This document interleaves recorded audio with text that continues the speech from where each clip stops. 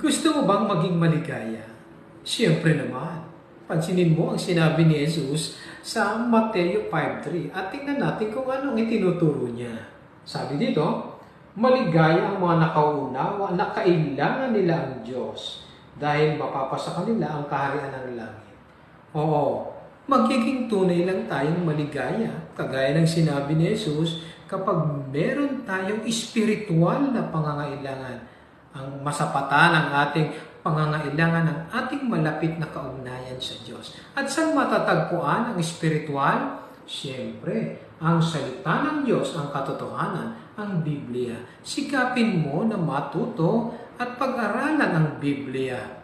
At kung gagawin mo yan at susundin mo ang bagay na yan, oo, sinabi ni Jesus, magiging maligaya ka at ang Diyos at si Jesus